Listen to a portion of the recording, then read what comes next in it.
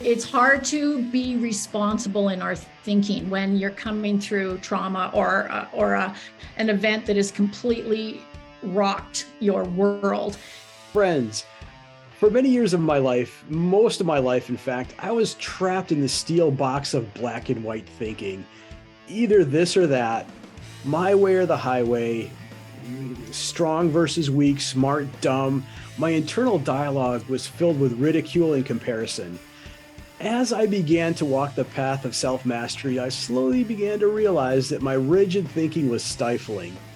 The false dichotomies I created for myself to make sense of the world were in fact not advancing my development, but keeping me in a weak patterns and limiting beliefs and a poor relationship with myself.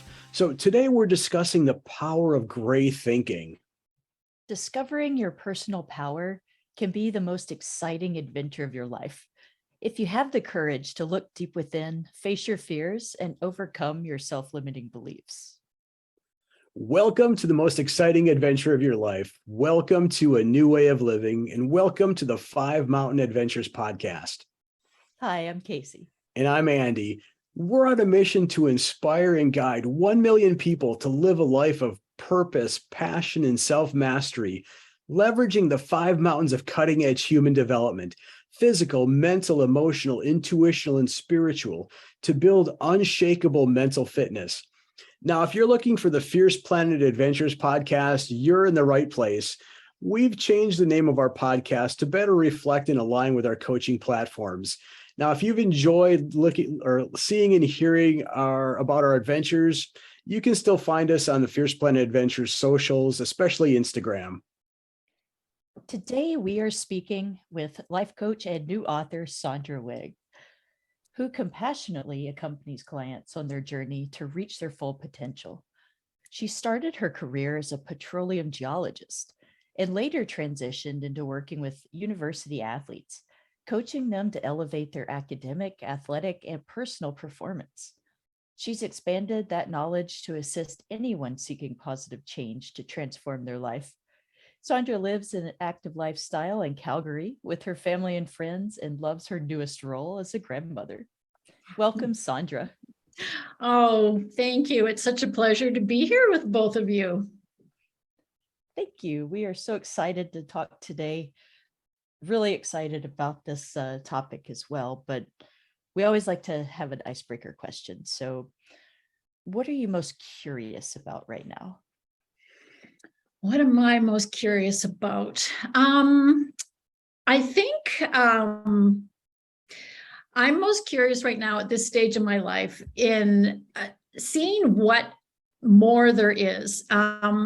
I'm a very excited person. I love to be enthusiastic, and I love to have that sort of not stifled anymore based on the black and white scenario that I've sort of really learned to break through. And the curiosity in playing with intuition, playing with following those little prompts and seeing where it leads me, the curiosity and actually having the courage to have the curiosity and to play in that arena is exciting and fun. And it's possible when we come out of judgment and comparison and just allowing life to flow in a direction that is maybe unknown and not comfortable for us, but I'm loving that place of curiosity right now in my life.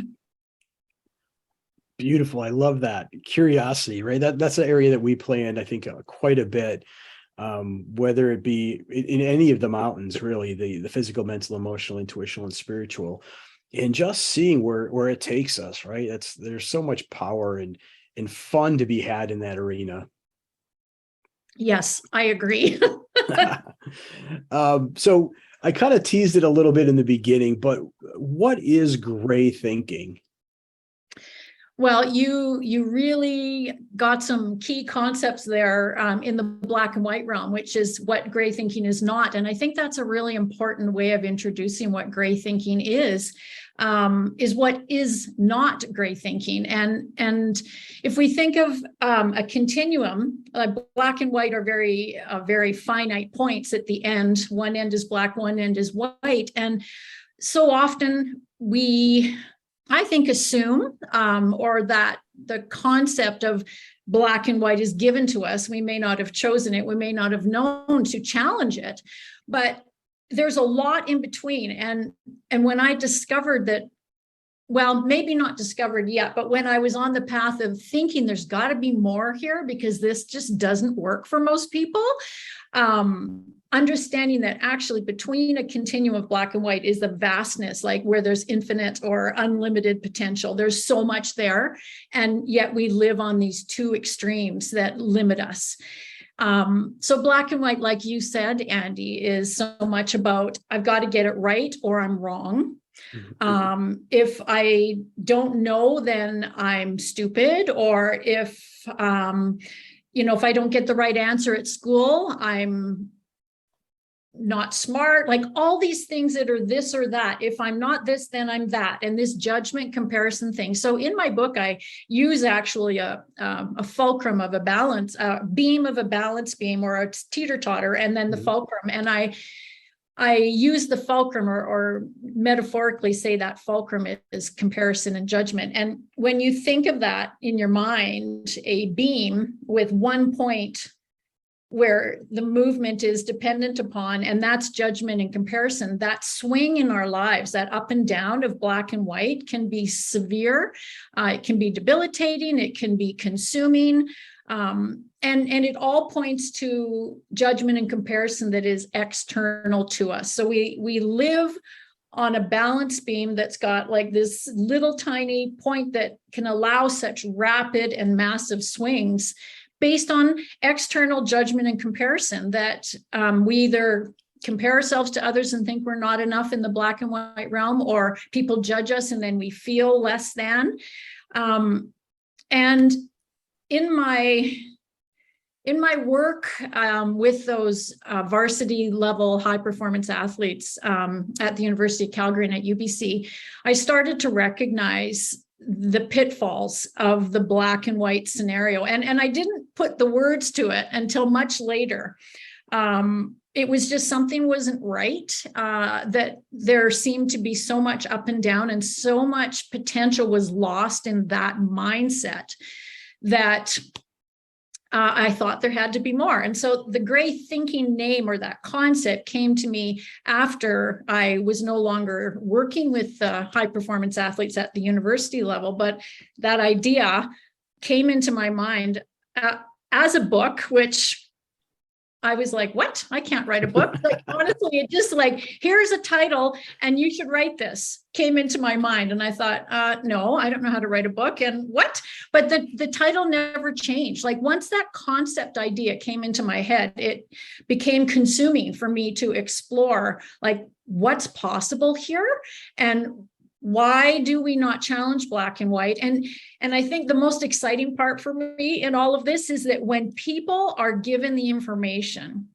and shown that they can look through the black and white curtain and see that there's a whole world of more there than living for an external performance-based validation, that lights me up. Like there's so much more when we start developing our own sense and trusting our own intuition and exploring that versus the achievement and how do I look from the outside and what are people thinking, and that just lights me up. Like it's almost like ripping this curtain open and going, oh my gosh, nobody ever told us about this. And that's the beauty of the gray thinking.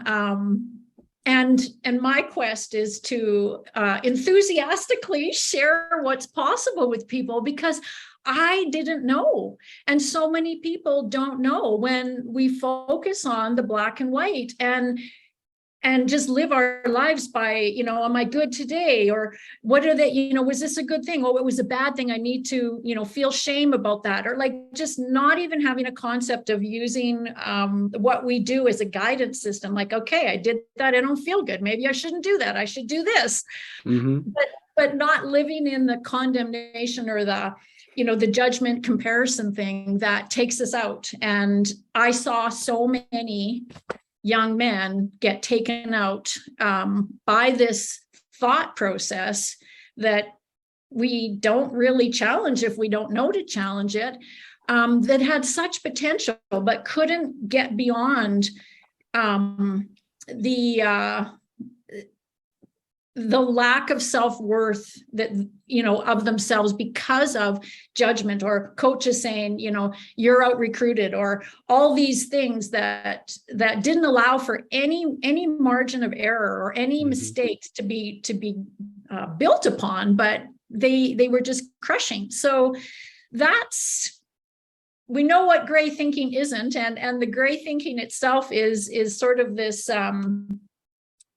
area of not being rigid, like you said, Andy, of being open to different perspectives. So the subtitle of the book is Elevate Your Perspective, Elevate Your Life.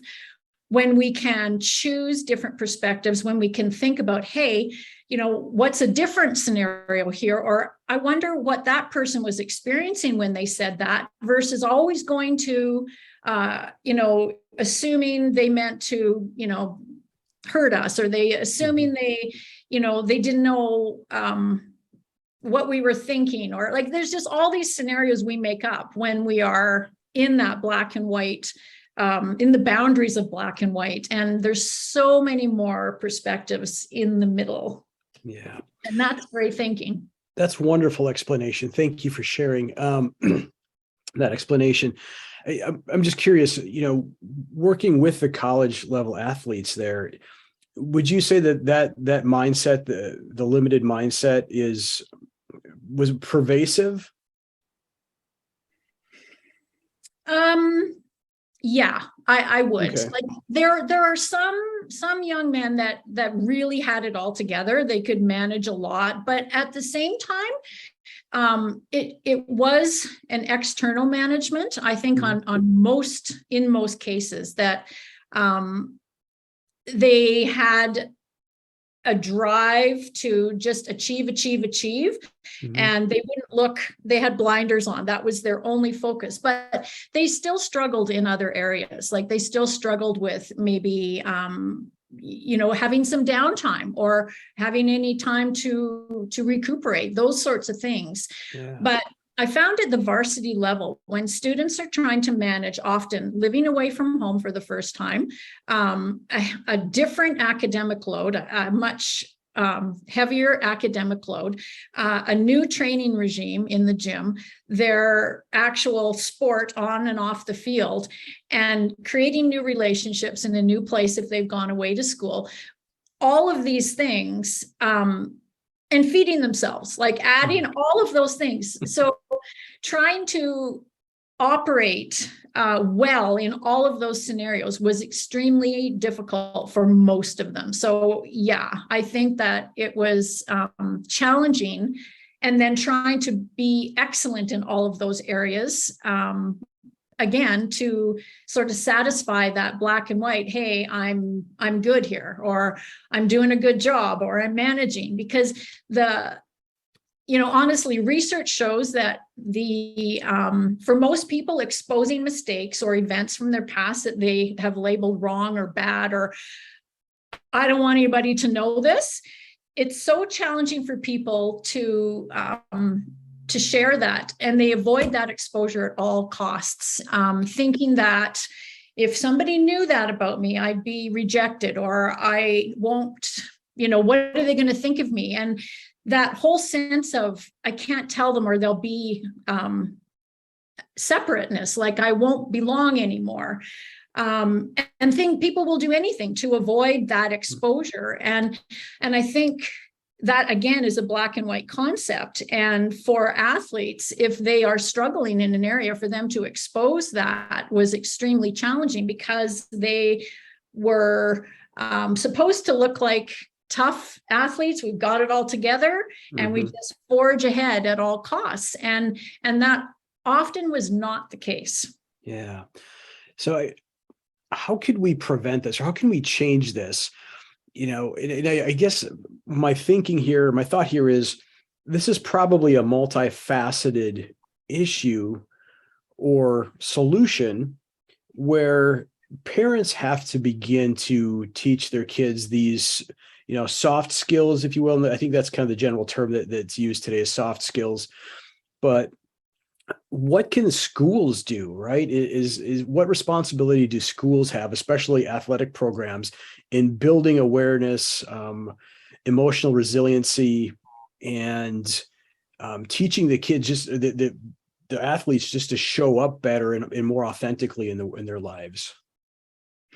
Yeah, that's a really good question. That authentic living question is a big one, and I think for all of us, not just the student athletes, but you're right, in families and schools. What does that look like as far as allowing people the space to share mistakes or to talk about even thought processes? Is I thought this would be a good, I thought that I should do this, and what the consequences were and what might have been a better decision, instead of stuffing everything inside and going, oh, okay, that didn't work. But having space, having more of an unconditional environment that, you're not judged on your right and your wrong and your good and your bad, but more grace, more compassion and empathy in an environment to say, hey, we actually learn from our mistakes, and they are our greatest teacher. They are a GPS system. If we recognize that something has happened, we don't like that outcome, that we have the power to make a different choice. And to encourage that sort of a mindset is that we're never going to get it perfect. And how can we know what we don't know? How can we grow if we're not expanding by choosing things and getting out there to experiment? Like the question you asked me, be curious and figure it out by trial and error. And that mindset, which is in my mind, gray thinking, totally.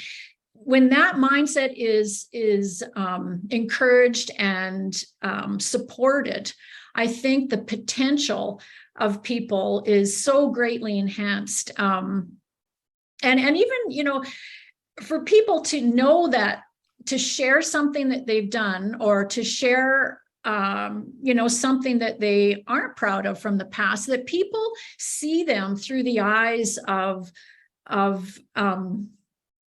compassion versus rejection. Mm-hmm. When people are on this journey, right? And when people can know that they're loved, even though they've made mistakes, or even loved more because people see them for who they really are and see their cracks and see their vulnerabilities, that is much more of a wholehearted living. And those are the kind of people you want to connect with, that are willing to go to that vulnerable level.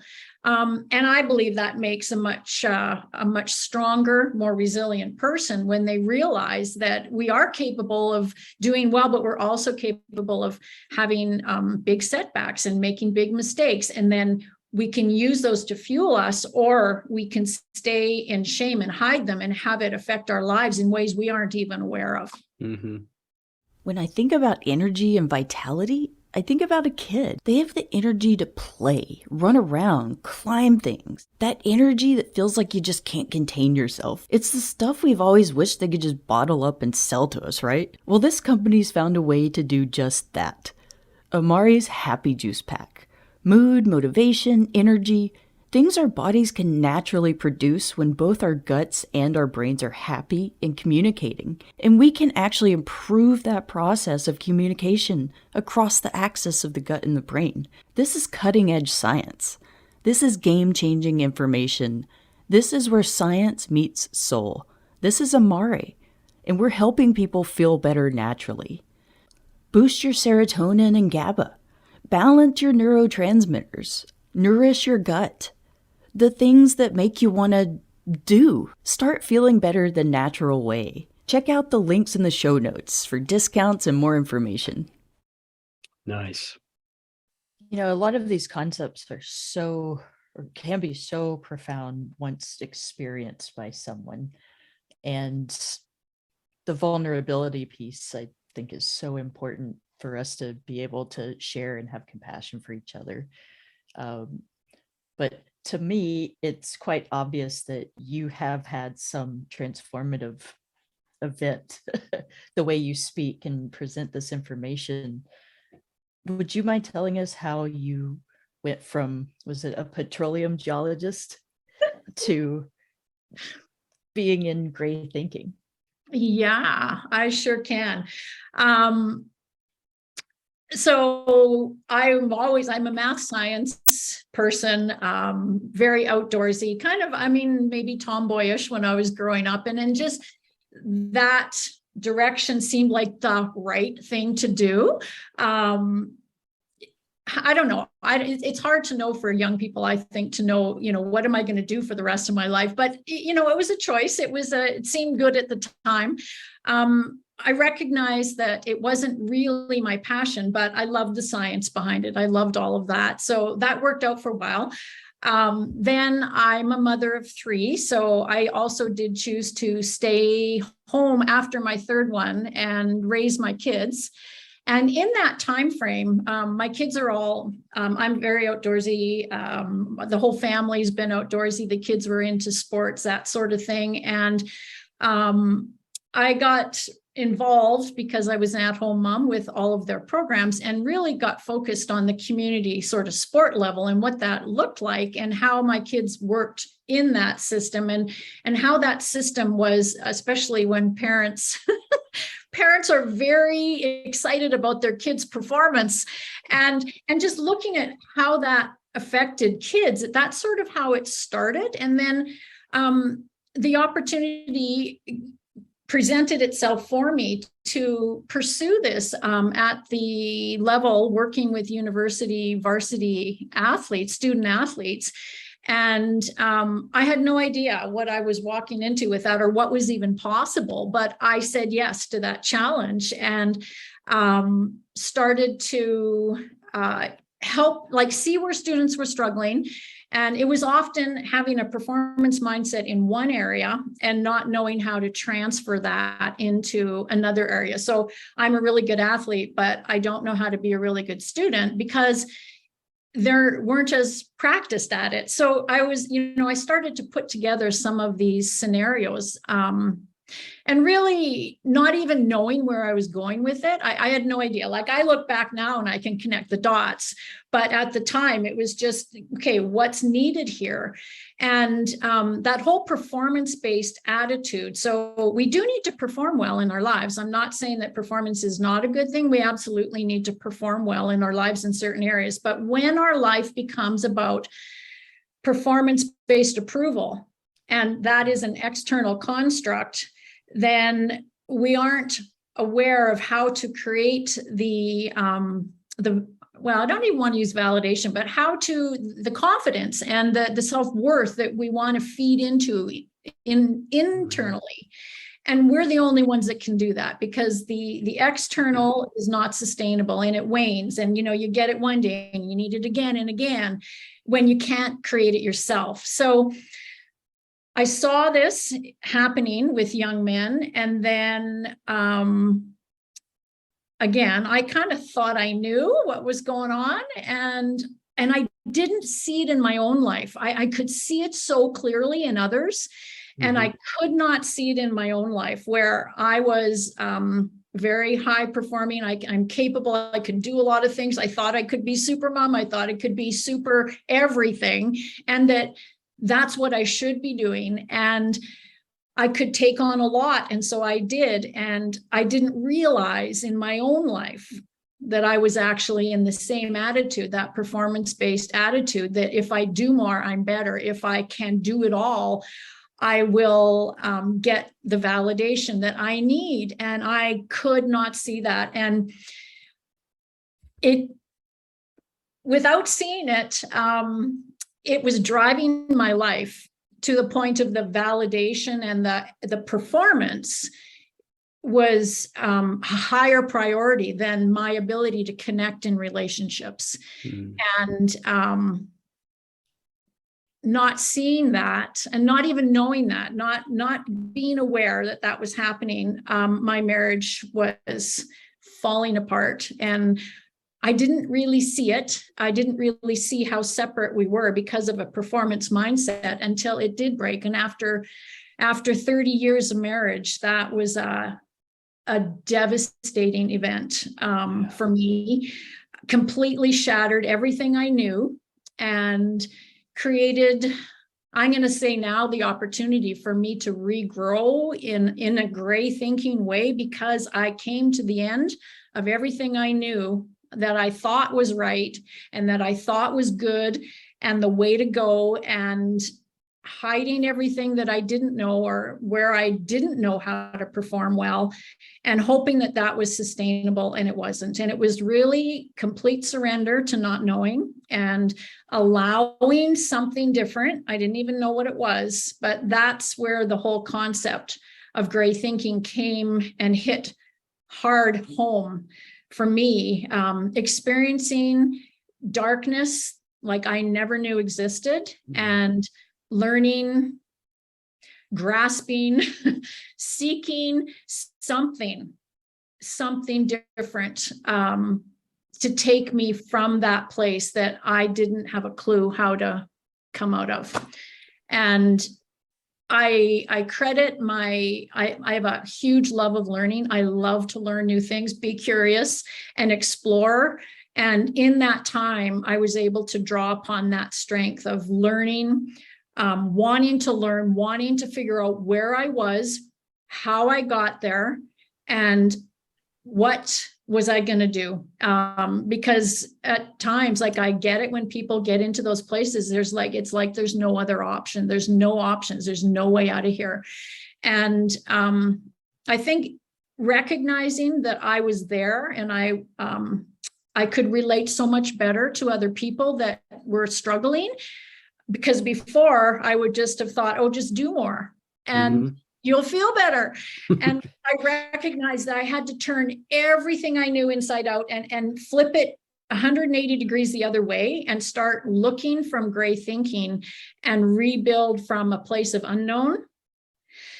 So letting go of the control and the performance to feel comfortable and to gain that validation, and looking at going into the unknown of something different, hopes and dreams and relationships that can be very uncomfortable.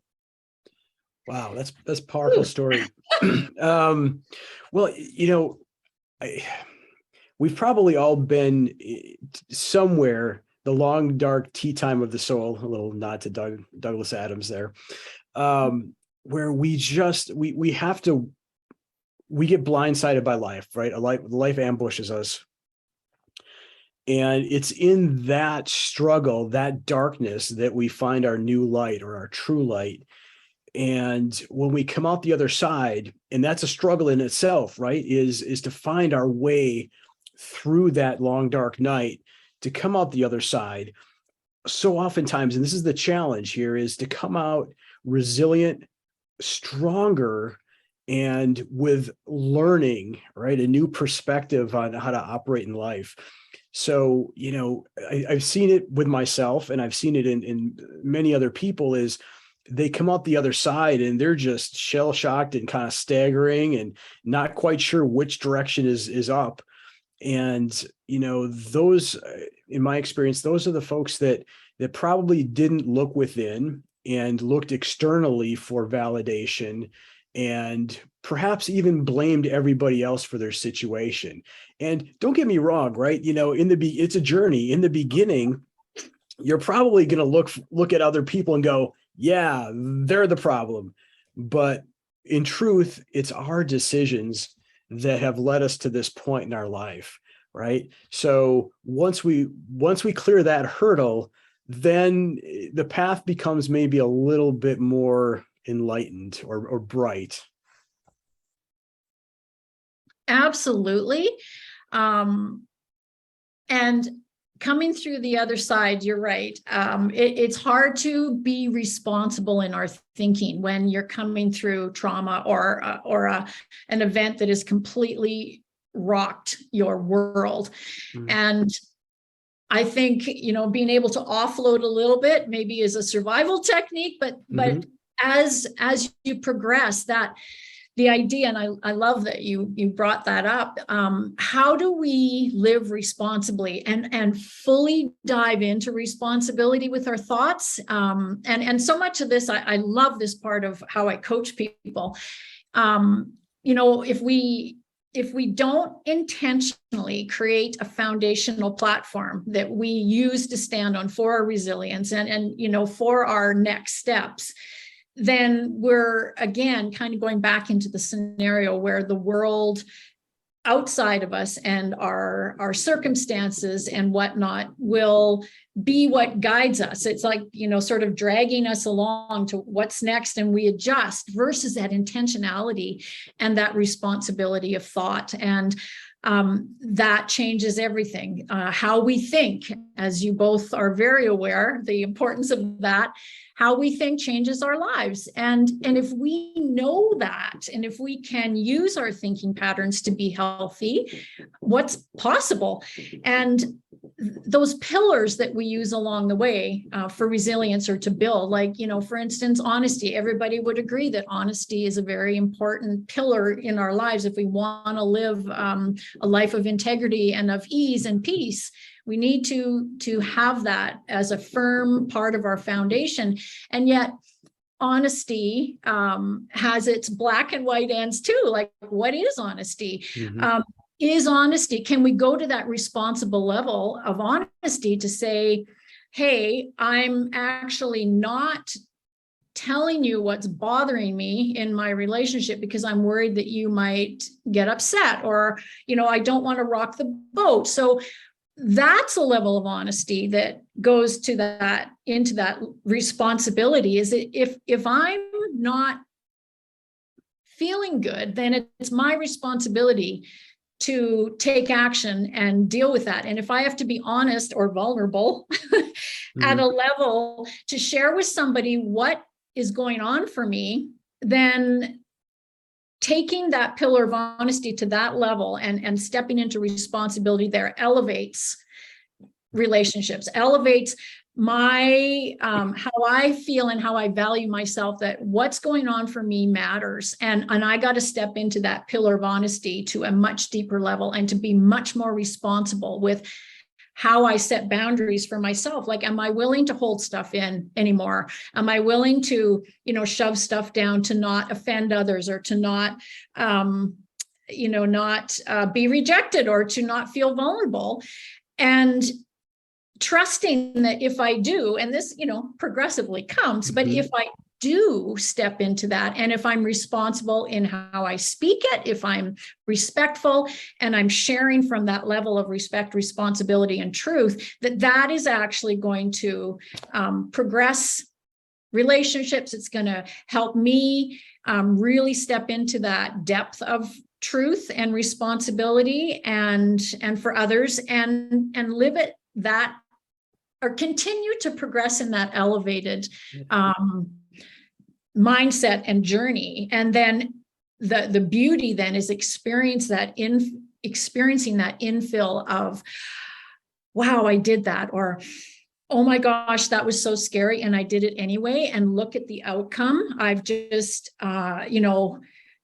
created a relationship, like gone deeper in a relationship, like saying, hey, I didn't share this with you. I apologize. I've been a bit resentful because I've got something going on in me and I didn't share it, and that's on me. And now I would like to, like, that level of relationship. And so coming out the other side and being able to just continue to climb, I'm looking at you with your mountain background, climb those mountains, but using that platform and that strong foundation that we've intentionally chosen based on responsibility and respect and building ourselves internally to fuel us forward. And that's the beauty, I think, of coming out the other side and using that growth, that learning, that quest for what's more, and how do we be excited? Like, I love being excited. And I know sometimes it's a lot for people, but to be unapologetically excited because that's where I'm going, and there's nothing to hide, nothing to prove. Well, we're human. I shouldn't say nothing, but we're not on a quest for hiding stuff that we don't think other people should see, that we're not trying to prove all the time. We're just curious. I love that. We're coming back to that and exploring what's possible from these really high level areas of responsibility. Beautiful. So there's a lot going on here. Yeah. There's so much to dig into. But for someone, I guess, just beginning their journey, where would you suggest they start? Well, that's a really good question. And I think the first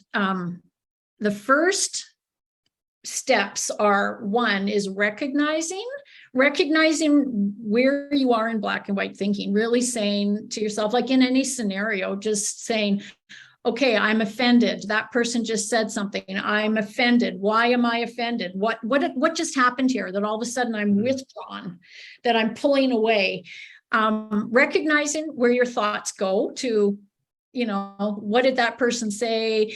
What do they know? Like to all of those resentful attitudes, and just asking yourself questions and saying, hey, is there another perspective here? Like maybe that person was in a hurry, or maybe something else is going on for them, or why am I judging this as being, that something that they did is so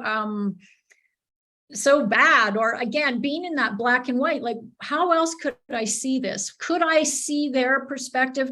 Can I think of it differently? Can I think or see through the eyes of compassion and empathy versus a judgment or an accusatory way of thinking, which is the black and white? Like we go immediately. If somebody says something or something happens that offends us, we get hit with it and then we withdraw.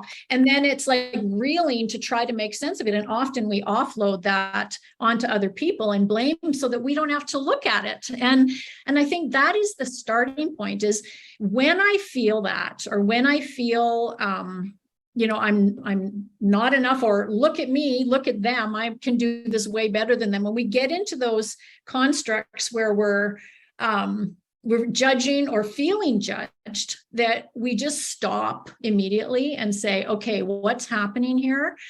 Can I look at this from a different perspective? Like it's just de-escalating that sense of being offended and going into resentment. Because when we're in resentment, we're not our best self, as we both know. And resentment is such a toxic place to be. But it also, it's a very, it is such a big part. It's a big emotion that people feel. And so I think that one word there, resentment, is such a key trigger for people. If you feel resentful, or if you're in your mind, you're criticizing people, or you're criticizing yourself, to stop and say, okay, what's a different perspective here? Why am I thinking this? And what else is possible? Could I see it from another perspective? What is another perspective? And asking yourself these questions, because we will hear the answers. Like we can have other perspectives when we open the door to them in our gray thinking, and allow ourselves to come out of the constructs and the confining thought processes of black and white, which we are so familiar with. Yeah, right. So a couple of thoughts came up for me as you're just with your discussion here is, where in our lives, where in the world are we constantly fed the power to be offended? You need to be offended. And I'm just thinking, like, okay, so if we look at the national media, now I know it might be a little bit different north of the border in Canada than it is here, but I'll tell you what, the major news networks here, they're constantly driving the idea of being offended and keeping you in states of fear and, hatred or anger with your life situation. And there's this constant state of, especially in politics, right? Us versus them. They're the good guys, or we're the good guys, they're the bad guys. These false dichotomies of, us versus them again, right? And I'm here to say, and I'm here to tell you that is not the way to live, right? You don't need to be in a perpetual state of fear and anger about other people's behaviors, right? Focus on how you show up in the world. Be the change that you want to see in the world, I think is a Gandhi quote. And it's so true, right? It's start working on yourself. And this skill that we're talking about is a next level skill. It's not something that, as far as I know, is taught in most schools or even maybe even in a lot of homes. So I guess that kind of leads us to our next state of, how do we change our thinking so that we can elevate our well-being? And I know you've touched on that here just a few moments ago, but what does well-being mean? Well, that's a good question. Well-being, and you guys are very familiar with this with your 5 mountains, but the wholeness, the integration of all of the components, not just what we do, but how we think, how we rest, how we, nutritionally, how we allow the best possibility for a life filled with peace and ease and joy, versus what you just talked about is a life where it's if I criticize somebody else, I will feel good. Or if I, that whole attitude that you talked about in the media is let's not work, let's be in that separate. If you're not with me, you're for me. If you're not with me, you're against me. And bring in a community or a collaboration, of people where you can actually connect at a heart level and thrive in community and in connection. And you see the black and white scenario at its the shadow side of black and white. Not, there are some benefits to black and white. Once we have created a gray scenario and then we make a conscious, intentional choice, that's a healthy black and white. But the shadow side of the black and white is if I've got to show how bad they are to look good, and that's so destructive. And that, I think, well, I can only speak for me, but going through a scenario personally and recognizing those destructive thought patterns and then saying, no more, this is not a healthy lifestyle. It is not wholehearted living. It is a living without intention. It's living without choosing, with being in, choosing how I want to live. That brings me peace, ease, and joy. Like so often people need to go to a beach to feel the peace and the ease, but they still take themselves everywhere they go and their thought processes go with them. And so your ease on the beach is simply ignoring everything for a few days. But what if you can create that peace and ease in your everyday thought processes? And to me, that type of living, you don't have to go places to get it. So it's always sustainable. It's always something that you can feed into and grow and nurture within yourself. And see people for who they are and want to get to know people and understand other perspectives and seek to understand versus judge. And that just opens up relationships. It deepens relationships, and we're all wired for connection. And so the scenario you were speaking about, Andy, is it is polarizing and it does disconnect us. And when we believe that we have to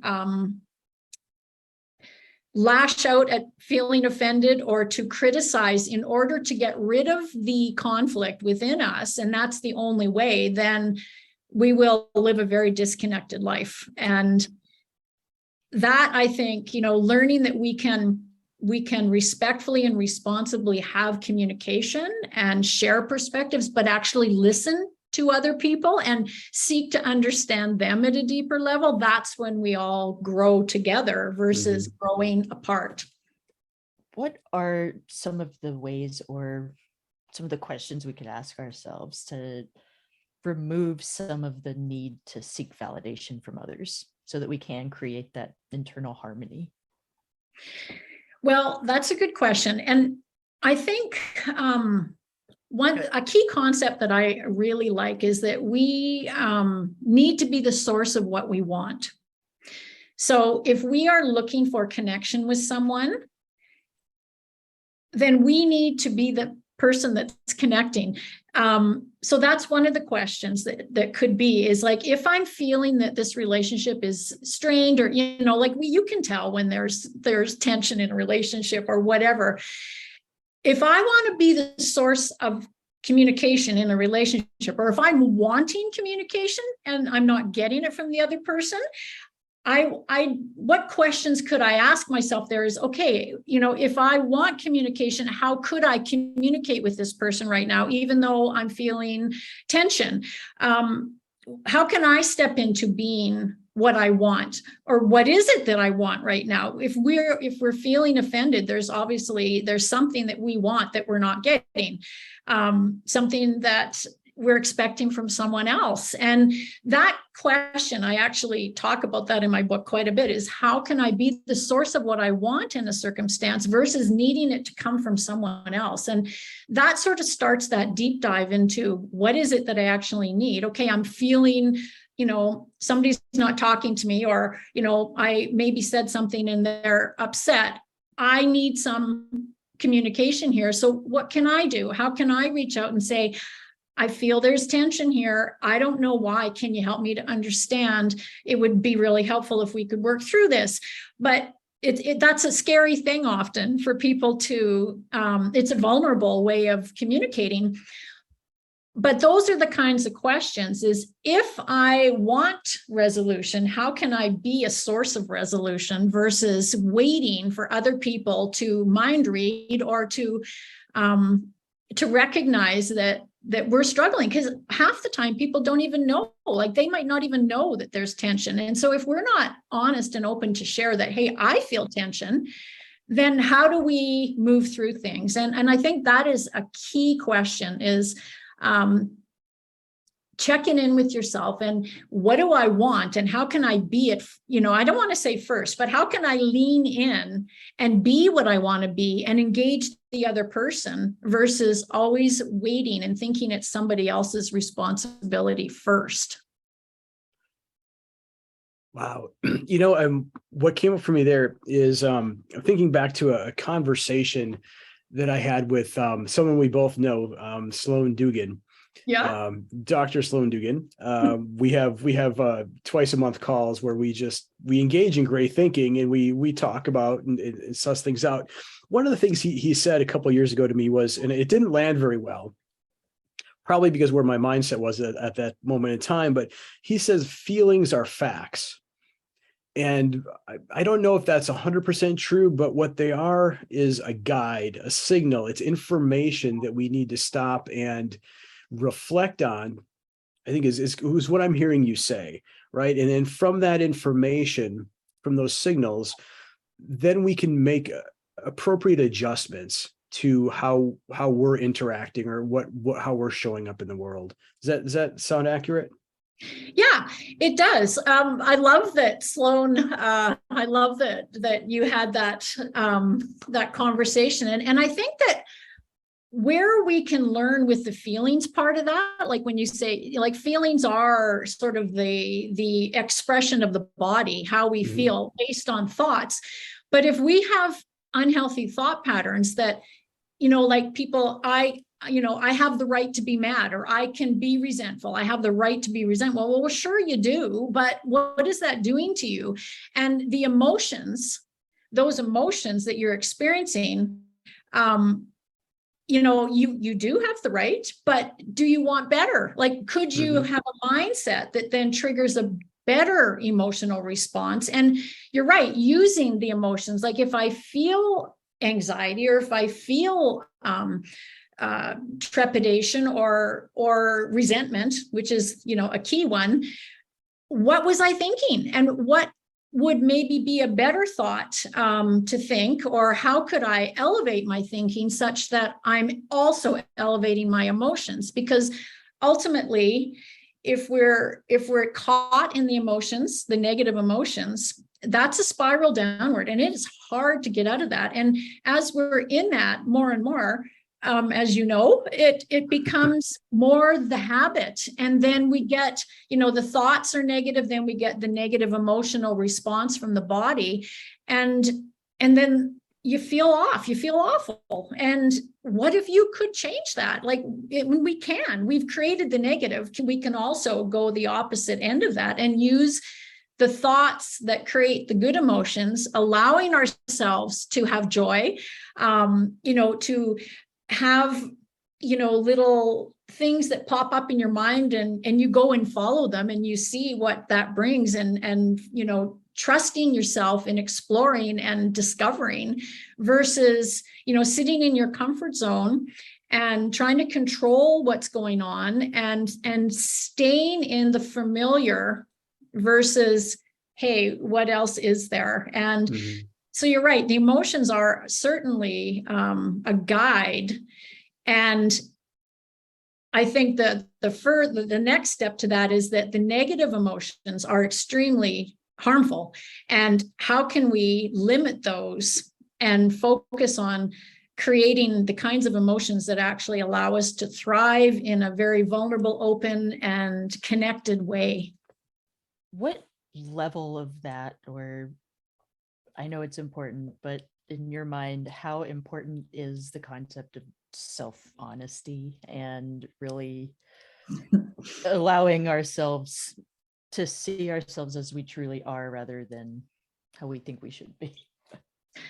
Well, that is a big question. This, right now, like social media, the self-construct that I think, especially for young people, that they are supposed to have, like all these things that we think we're supposed to be, and we try to be, and we wear those masks of perfection. And, right now, I think, body image and all of these things that are deemed the right or the good, the black and the white of,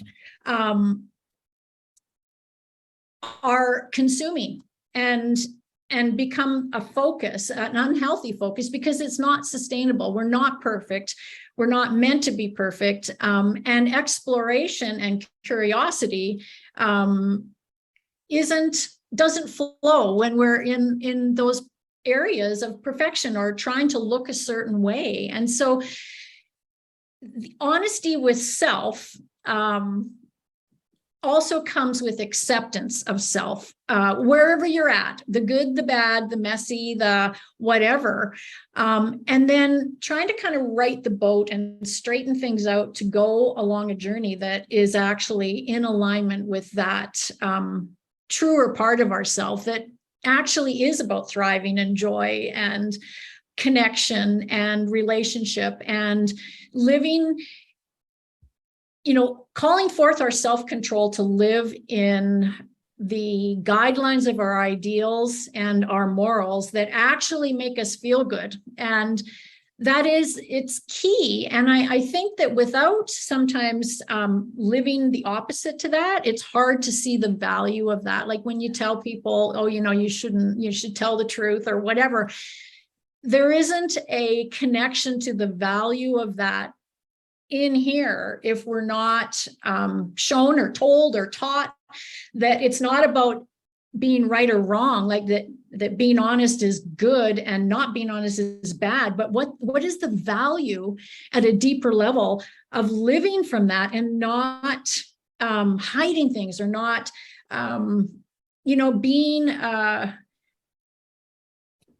being not yourself. I'm not sure what word I'm looking for here, but maybe being a fraction of yourself. You're being what you think you're supposed to be versus allowing what we are to flow, even though it might look messy or even though we don't know where we're going. And that is, the journey on the river of life and the flow of life that can be so fun if we're not resisting it and we're not thinking we need to be doing it differently or thinking that we even know how to do it. Just allowing.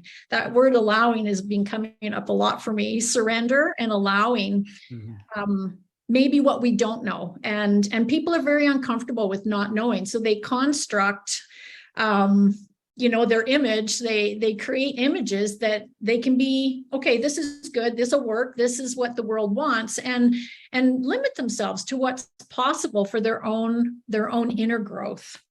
Does that make sense? Oh, absolutely. I love that you call that out too, that the more we are allowing ourselves to be our authentic self and not hide our own needs from other people, the more we flourish in our own life. And it's so hard to come to that realization for so many people. Yeah. I mean, I still learn that over and over again, but what an amazing journey, like you said, to be able to bring it back to curiosity and having fun with learning about yourself. Yeah. And not, letting go of being worried what other people think. There's the teeter-totter again, is if we're coming from a place where we don't have things to hide and we're just being curious and we're being vulnerable and we're being raw and real, then we don't really need to worry about what other people think. We can live in that place and be authentic and see what those results are versus the results of wearing masks and trying to control how we are viewed. I think that might be the piece, is living in that box of controlling our outcomes and controlling how we think people see us. And the funny part is that when we're inside the bottle, we can't read the label and other people can. So we're trying to hide what other people often can see anyway, because we don't know, we can't see ourselves through our own eyes. But when we start to trust that intuitive part of us that does guide us, and this feels good, and here's a little, here's something for you to think about, and oh, I could think about that, versus being resentful. And when we trust that, and that we don't know, and we can trust in something beyond our own need to try to figure it out, I think that's where the fun comes. And I couldn't say it was fun before, but I can say it's fun now, going through the depths of transformation, which I can see now. I couldn't see then. I thought it was, I was dying. Being able to explore and be curious in those areas now is fun, because what's possible and how much more can we learn, and how much better can we show up to serve others, and how much can we show other people what's possible when we keep looking ourselves and reaching back and grabbing another person to pull them into this too. And that's what I just think is so exciting. Yeah, great. I've got one more closing thought on black and white thinking, and this is my sci-fi geekdom on full display in this this podcast today, right, with Douglas Adams. Only the Sith deal in absolutes. Anyway, so where can people find out more about your work and to purchase a copy of your book? Absolutely. That's a great question. Currently, it's available on my website, and it is available for US customers now too, sandrawigg.com. I am just shipping things out to people right now, and I will be launching on Amazon soon, probably in the next couple of weeks, which is exciting again. Yeah. The book just came out in the summer. So being able to speak about it is such a privilege. I just feel so honored. It was a huge process to write and learn. I'll tell you, the learning there was unbelievable. And also I've got information there on my coaching and how this all sort of integrates into building a foundation, using your pillars that are going to guide you moving forward into a sustainable way of living, just as you guys do. Beautiful. Well, and we'll have links in the show notes as well for people to find it a little easier. Okay. Wonderful. Well, thank you so much for joining us on our 5-mountain adventure today. Oh, it was such a pleasure. It was great to be with both of you and explore this topic.